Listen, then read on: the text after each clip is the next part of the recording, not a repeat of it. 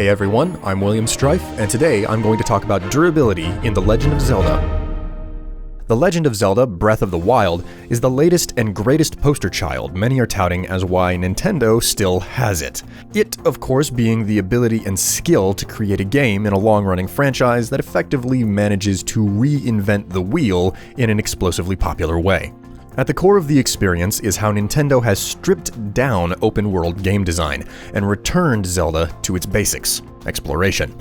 The idea is simple and straight. The world is large and there are plenty of interesting and useful things to discover, but if you want to find them, you have to search on your own with no hand-holding. Thus begins an epic quest across a massive landscape full of true discovery.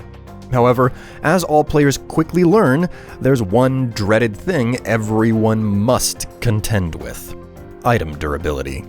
Durability in games is not a new topic, and one I've covered in the past, so I feel particularly qualified to look at this mechanic again. To start off with, let's look at how Zelda has implemented this age-old feature.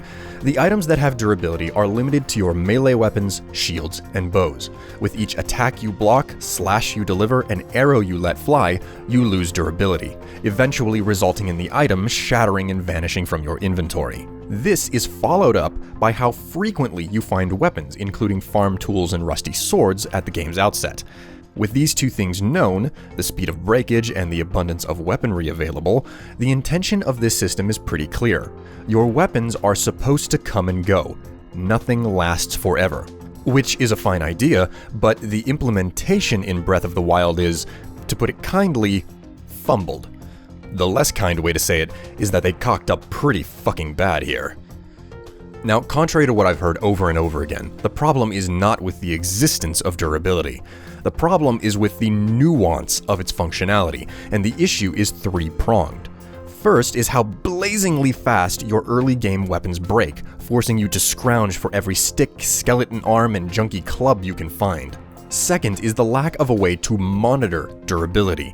You are literally stuck heading into fight after fight with no way of knowing if your gear is a single swing away from being, quote, badly damaged and ready to bust in less than a dozen jabs. Third is your pathetically small inventory, and while you can expand it, the initial limit on weapons combined with their fragility is an enormous problem. Now, don't get me wrong, durability has its place in time. However, allowing weapons to break without giving any measure by which to check how much durability remains on them is just terrible, and having so few weapon slots makes it worse. But by far, being sent scrambling because your iron sword fell to pieces, causing a winning battle to turn on you, is just infuriating. This isn't to say that the current durability system is totally broken, though. Not at all. In fact, it works just fine. It's just not forgiving is all. If by chance you disagree though, let me clearly illustrate just how the current durability system is designed to fit right into Breath of the Wild's focus on exploration. As you journey across the land of Hyrule, uncovering more of the map and laying down new warp markers with each shrine you discover, you'll find dens of monsters, small settlements, potted out ruins, stables, and loot caches all over. Now, beyond the towns, stables, and shrines, nothing you find in the world is marked with an icon, but you have the ability to drop a plenitude of your own stickers on the map. Find a large moblin? Mark it, because that monster and its loot will eventually respawn. Same goes for large rock creatures and the chests you unlock for clearing camps.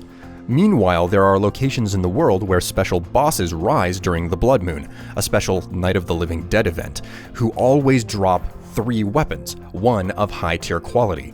Also, if that's not enough, there are places where high-quality weapons like fire blades and greatswords always spawn, just lying on the floor or propped up against a wall. Now, you may be saying, "Well, that doesn't count because the game doesn't tell you about these weapons and where they spawn." But that's a big point of the entire game's design. Breath of the Wild makes no effort to tell you to explore, and it makes no effort to hold your hand. You have to find shrines on your own, which are pretty damn important. So why would it tell you where the good equipment is? So much of this game is about you keeping track of things on your own, which includes knowing where to grab another badass blade when you need it. you also have the tools to help you mark off where to return to when that time comes. Thus, the system works, even if you find it to be on the annoying side. Oh, and let's not forget the other quote-unquote solution to durability: just removing it. This is more of a problem than you may think because it raises this question.